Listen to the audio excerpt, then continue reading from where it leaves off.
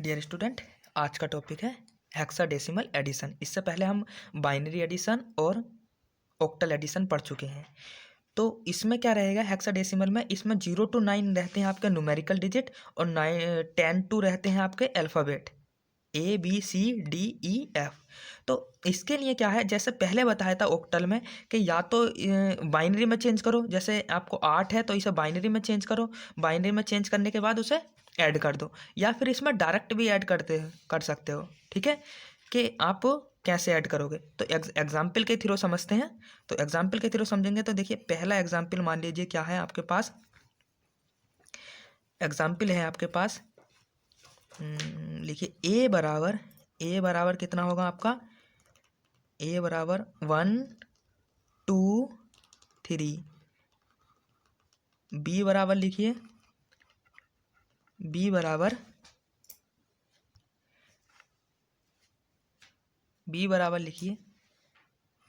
6 5 2।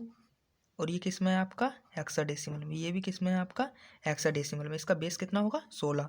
तो अगर इन्हें ऐड करोगे तो कितना होगा 1 2 3, और ये आपका 6 5 2। तो डायरेक्ट ऐड कर दो, 3 और 2 कितना होगा 5। ठीक है, और इसके बाद 2 और 5 कितना होगा 7, और 1 और 1 6 कितना होगा 7। ये किस में आ गया आपका हेक्साडेसिमल में। ठीक है, अगर इसके बाद कोई एग्जाम्पल, एक एग्जाम्पल रखिए।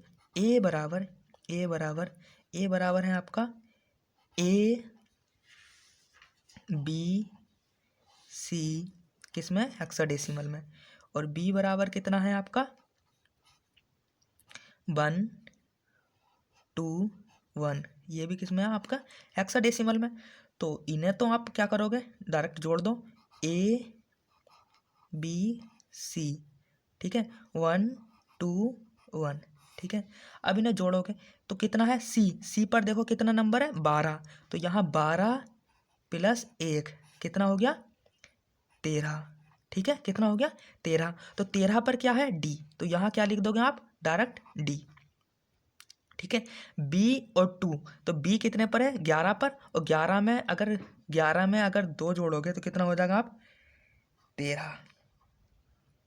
ठीक है, तो 13 पे फिर क्या होती है आपकी डी।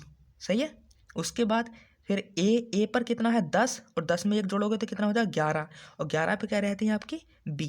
तो ये कितना हो जाएगा बी, यानी कि इसका एडिशन कितना हो गया आपका BDD। ठीक है, उसके बाद सेकंड एग्जाम्पल देखते हैं। सेकंड हो गया। थर्ड एग्जाम्पल देखो, थर्ड एग्जाम्पल क्या होगा, मान लो एक का आपके पास ये है, ए बराबर ABE। ठीक है, ये किसमें हेक्साडेसिमल। बी बराबर लिखिए CDF, ये किसमें है आपका हेक्साडेसिमल में। तो इसे जोड़ने के दो तरीके हैं, या तो इसे पूरे नंबर को क्या करो बाइनरी में चेंज करो, और इसे भी बाइनरी में। तो बाइनरी कैरी 1 रहेगा, और उसमें जोड़ना थोड़ा बहुत लंबा प्रोसेस हो जाएगा, तो इसलिए हम डायरेक्ट जोड़ते हैं इसमें हेक्साडेसिमल में। ABE CDF। ठीक है, इसे जोड़ते हैं। ई और एफ, ई पर कितना नंबर आपका 14, और एफ पर कितना है 15। तो इसे जोड़ोगे तो कितना आ जाएगा 29, और 29 कभी भी आपका हेक्साडेसिमल में होगा ही नहीं। कितना नंबर रहता है 0 to 15, 0 to 15 होगा तो आपका हेक्साडेसिमल है, तो 0 to 9 तो रहेगा, और उसके बाद ABC नंबर चालू हो जाता है। तो ये अगर कितना है 29, तो 29 में तो ये आपका हेक्साडेसिमल में होगा नहीं। तो इसीलिए लिए आपने जैसा ऑक्टल में करे थे वैसे यही प्रोसेस अपनाने वाले हैं कि आपके पास 29 है, तो 29 को ब्रेक करो, कितना होगा 1 इंटू, अब बेस कितना है वहाँ 8 रखे थे, अब बेस कितना है 16, तो कितना होगा 16। और 16 में अगर 29 को अगर ब्रेक करोगे तो कितना बचेगा, यहाँ जोड़ो कितना होगा, अगर इस तरीके से ये ब्रेक कर दोगे तो कितना आएगा 16 और 13 कितना हो जाएगा 29। यानी कि ये पार्ट कितना है सम, और ये पार्ट क्या है इसका बेस, और ये क्या है आपका कैरी। तो पहले ही बताए कि आपका अगर ऑक्टल नंबर सिस्टम है तो 2 नंबर को अगर जोड़ोगे तो उसमें कितना होगा, कैरी में कितना मिलेगा 1। अगर इसमें भी अगर हेक्साडेसिमल है, हेक्साडेसिमल में भी अगर 2 नंबर को जोड़ोगे तो कितना कैरी मिलेगा, हमेशा 1, क्योंकि लास्ट नंबर कितना 15। अगर 15 को जोड़ोगे कितना हो जाएगा 30। अगर 30 को ब्रेक करोगे तो 16 प्लस 14 यही आने वाला है ना। तो कैरी हमेशा कितना मिलेगा 1। तो अगर सम कितना है 13, तो 13 भी डायरेक्ट 13 तो होता नहीं है, तो 13 की जगह क्या लिखेंगे डी, कितना होगा डी।